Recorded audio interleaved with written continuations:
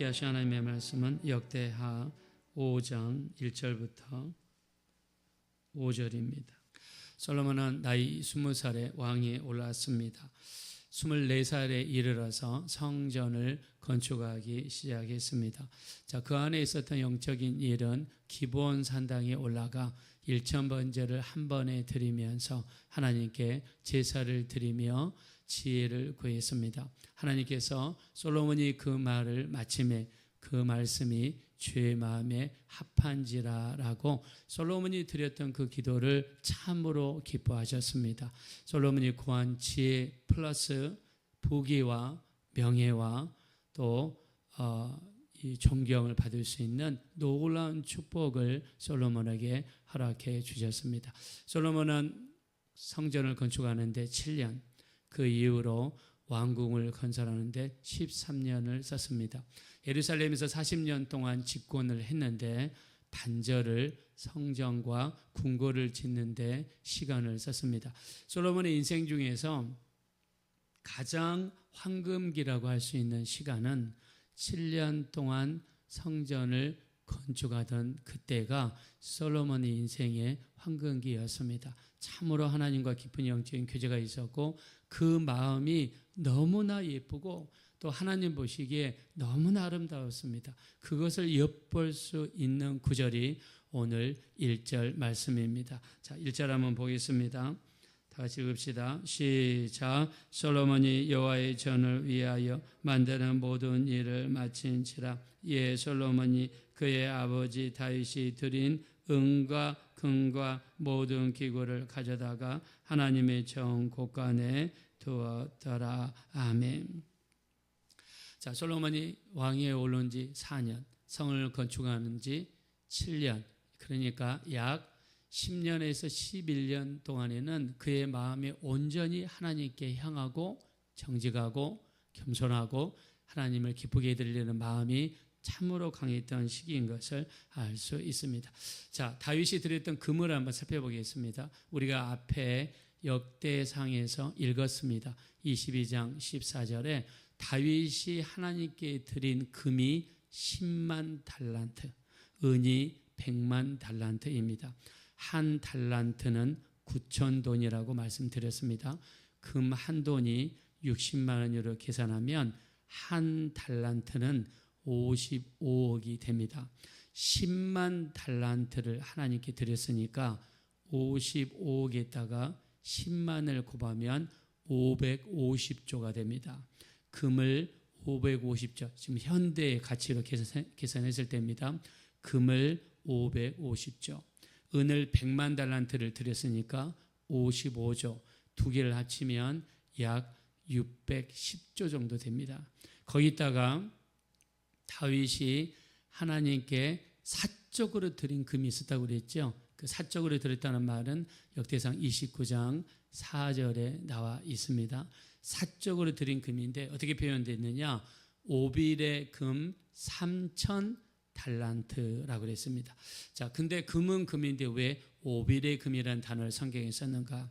그때 당시에 금이 나는 광산이 여기저기 많았는데 오빌이라고 하는 지역에서 난 금이 순금 중에서 가장 좋은 금으로 쳤단 말입니다. 즉 다윗은 하나님께 자기가 일평생 모았던 금, 이 금 중에서도 오빌의 금만을 모았고 그 양이 3,000 달란트였습니다. 자, 아까 한 달란트를 금 한 달란트를 몇 억이라고 그랬죠? 55억이라고 그랬죠? 55억에다가 3,000을 곱하니까 약 17조가 됩니다. 여러분, 우리나라에서 현재 금을 가지고 있는데 자기 집에 금이 17조나치 가지고 있는 사람이 있을까요? 저는 없을 거라고 생각합니다. 다윗은 개인적으로 모은 금이 오빌의 금 3,000 달란트예요. 현재 가치로 약 17조예요. 그러면 아까 약 610조에다가 17조를 더하면 얼마입니까? 약 627조예요. 우리나라 1년 예산이 650조예요. 다윗이 하나님께 드린 금의 양이 우리나라 1년 예산이에요. 자, 우리나라 1년 예산 어마어마하죠. 자, 그래도 이번에 또 이렇게 지금 요즘에 날씨가 굉장히 덥죠. 근데 며칠 전에 어떤 인천에 있는 초등학교에서 학교에 돈이 없어가지고 에어컨을 껐어요. 그래서 그것 때문에 비난이 많습니다. 아니, 국민들한테 돈을 그렇게 많이 나눠주면서 초등학교에는 왜 그렇게 잘 배분을 못하느냐, 막 이런 또 비난이 나옵니다. 정부 정책에 대해서. 자, 우리나라 1년 예산 650조는 어마어마한 돈. 근데 그 많은 금을 다윗은 하나님을 위해서 아낌없이 드렸습니다. 자, 이 성전을 건축하고 나니까 그게 남았습니다. 남았어요. 남으면 왕이고 자기가 직접 관리하는 사람이고, 그러면 어떻게 하겠습니까? 그거를 국고에다 드리기보다 사적으로 유용하기가 쉽겠죠. 사적으로 돌리기 쉽습니다. 자, 근데 솔로몬이 가지고 있는 그 마음이 왜 예쁘냐? 자, 왕으로서의 어떤 그런 유혹이 여러분 분명히 있습니다. 우리나라에도요, 지난번에 그 무슨 은행 이름 얘기하지 않겠습니다. 지금 2번이나 발생했어요. 그 은행에 있는 직원이 세상에 250억을 횡령을 했어요. 고객들이 맡긴 돈을 돌려가지고 했는데 그걸 은행에서 5년 동안 몰랐어요. 그러니까 내가 볼 때 은행에서 그렇게 해 먹어도 되는 것 같습니다. 은행 본사에서도 5년 동안 모르니까 이걸 횡령 또는 배임이라고 그랬죠. 업무상 횡령이나 배임죄는 1,000원만 써도 여러분 감옥 갑니다. 무서운 거예요. 그래서 요즘에 무슨 그 법인카드, 특히 회사 직원들이 아니면은 공무원들이 법인카드를 쓰죠. 1,000원만 잘못 써도 업무상 횡령죄, 업무상 배임죄에 걸려요. 만약 5억 이상 횡령하게 되면 특정 경제범죄, 가중범죄 처벌에 의해서 징역이 3년에서 무기징역이에요. 무서운 겁니다. 자, 왜 이런 죄들이 있을까요? 사람들은 아무도 없는 곳에서 돈이 있으면 유혹을 받는 거예요. 그래서 성경에 그런 죄들이 많잖아요.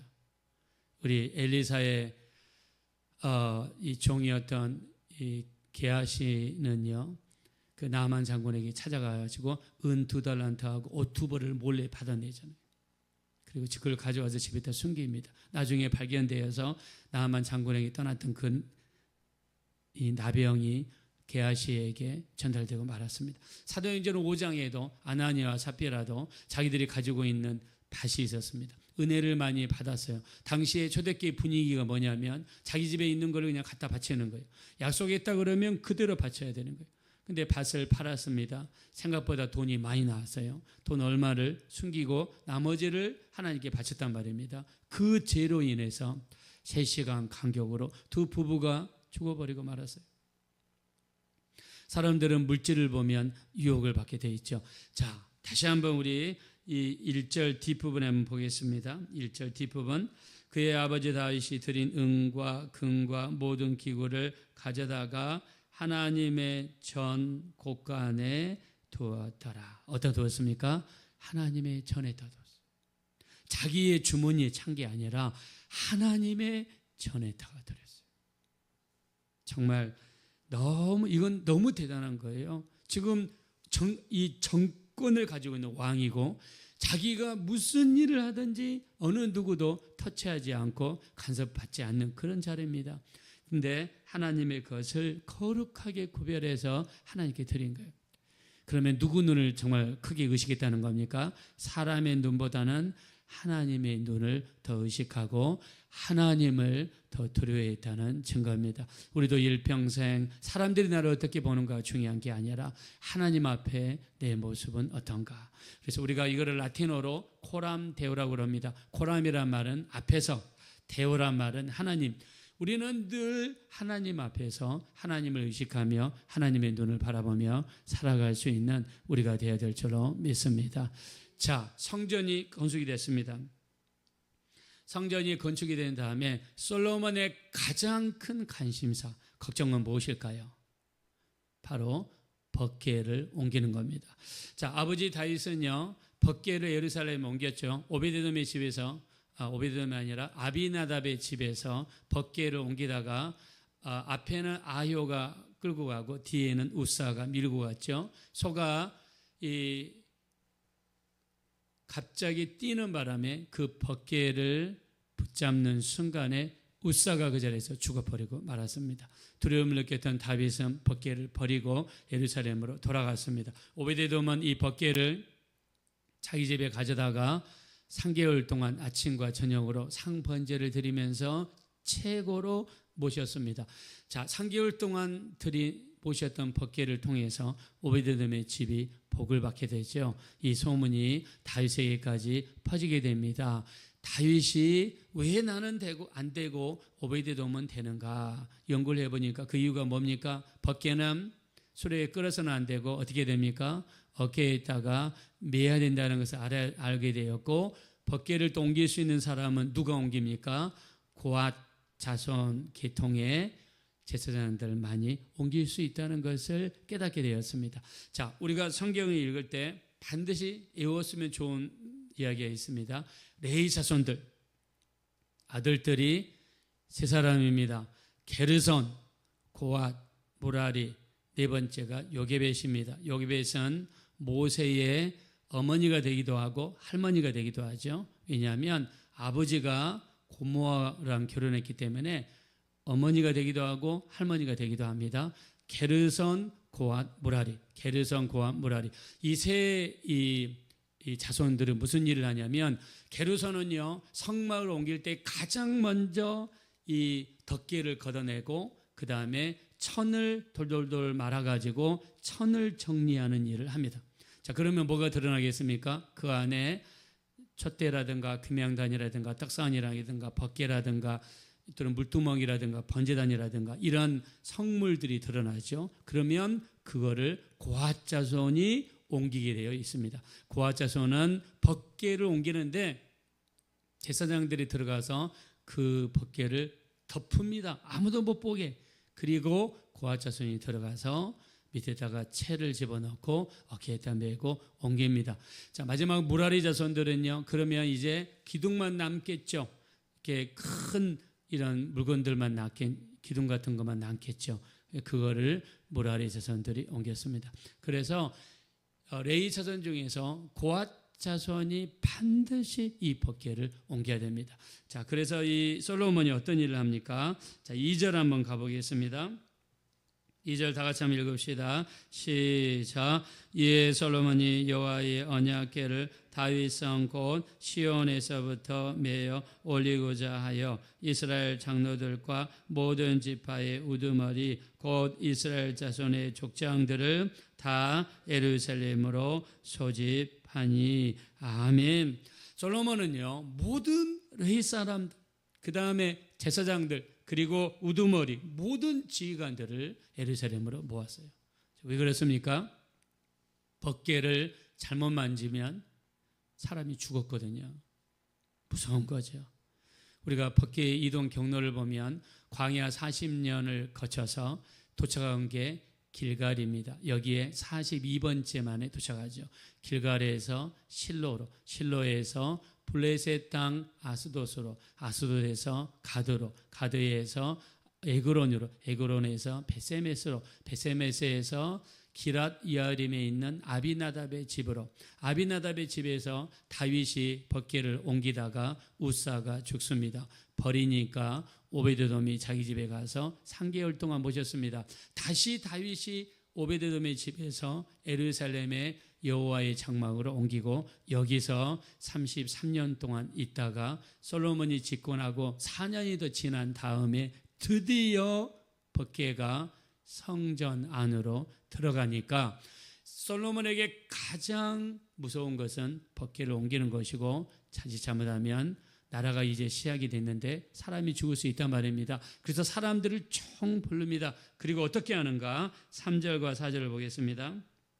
3절과 4절 시작. 일곱째 달 절기에 이스라엘 모든 사람이 다 왕에게로 모이고 이스라엘 장로들이 이름에 레위 사람들이 궤를 매니라. 아멘. 드디어 이제 다윗의 장막에 있는 그 벗개를 제사장들이 어깨에다가 메고 그리고 새로 지은 성전으로 벗개를 옮겼는데 아무런 탈도 없이 기쁨과 즐거움 가운데서 무사히 옮겨지게 되었습니다.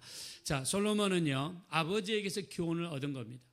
열정이 있었고 사모함이 있었지만 뭐가 없었습니까? 지식이 없었습니다. 우리가 하나님을 섬길 때도 마찬가지입니다. 열정 중요합니다. 사모함 중요합니다. 그렇다고 해서 내 마음대로 할 수는 없는 거죠. 말씀 위에 바로 설 때만이 우리가 온전히 설 수 있게 될 줄로 믿습니다. 어저께 저는 시편 7편 10절 말씀을 묵상했습니다. 시편 7편 10절에 나의 방패는 마음이 정직한 자를 구원하시는 하나님께 있도다라고 그랬습니다. 하나님은 마음이 정직한 자를 구원하시는 줄로 믿습니다. 정직하다는 히브리어가 야사르라는 단어인데 이 단어가 특이합니다. 그냥 도둑질하지 않고 거짓말하지 않는 그런 단어가 아니라 이 정직하다는 히브리 단어는요 고든 길을 좌로나 우로나 치우치지 아니하고 그 길로만 반듯하게 앞을 향해서 가는 삶을 정직한 삶이라는 거예요. 즉 하나님의 말씀 위에 똑바로 서서 좌로도 치우치지 않고 우로도 치우치지 않고 오직 주님만 바라보고 반드시 걸어가는 삶, 이런 삶을 정직한 삶이라고 그랬고 이렇게 사는 사람을 마음이 정직한 자라고 그랬고 이런 사람을 어떤 어려움이 있어도 하나님이 거기에서 구원해 주실 줄로 믿습니다. 그래서 시편 1편 1절에 복 있는 자는 악인들의 꾀를 좇지 아니하고 교만한 자의 자리에 앉지 아니하고 죄인의 길에 서지 아니하고 오직 여호와의 율법을 즐거워하여 주야로 묵상하는 자니 이는 시냇가에 심은 나무가 시절을 쫓아 과실을 맺으며 그 잎사귀가 마르지 아니한 같으니 그가 하는 모든 행사가 다 형통하리로다 그랬습니다. 우리는 말씀으로 돌아가야 됩니다.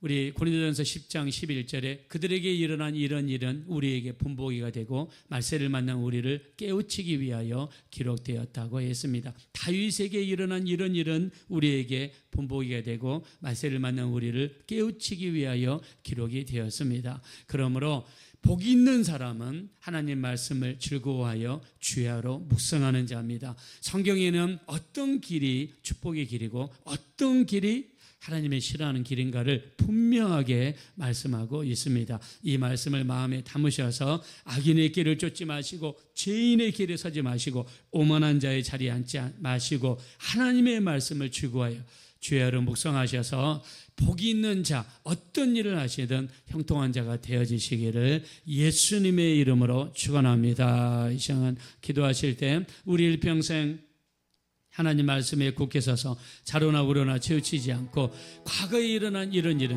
우리에게 분보기가 됩니다. 어떤 길이 하나님이 기뻐하지 않는 길이고 어떤 길이 하나님이 기뻐하시는 길인지를 우리는 말씀을 통해서 분명히 보았습니다. 말씀에 있어서 좌로나 우로나 치우치지 않고 주님만 바라보고 말씀대로 살아가서 우리 형통한 자, 복 있는 자가 될 수 있도록 도와주십시오. 합심으로 간절히 기도하겠습니다.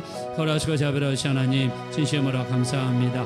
우리 하나님 복 있는 사람은 악인들의 길을 좇지 아니하고 죄인들의 길에 서지 아니하고 오만한 자들의 자리에 앉지 아니하고 하나님의 말씀을 즐거워하여 주야로 묵상하는 자라 그랬습니다. 솔로몬은 복귀를 옮길 때에 어떤 길이 하나님이 기뻐하시는 길인지를 알기 위해서 사람들을 모집해서 의논을 하고 하나님의 말씀을 공부하고 하나님의 뜻을 살펴보았습니다. 복귀는 우리 수레에 메었다가는 하나님의 심판이 있는 것을 깨달았던 솔로몬은 우리 다시 하나님 말씀대로 벗개를 메고 옮김으로써 하나님의 복을 받았습니다. 우리도 이 땅에 살면서 과거의 말씀을 살펴보고 성경에 일어난 이런 일은 우리에게 본보기가 되고 말세를 만난 우리를 깨우치기 위하여 기록되었다고 했습니다. 말씀 위에 서서 우리 치우치지 않게 하시고 말씀에 굳게 서서 주님만 바라보게 하시고 주님만 의지하는 우리가 될 수 있도록 우리 하나님이 인도해 주십시오. 우리 하나님 축복해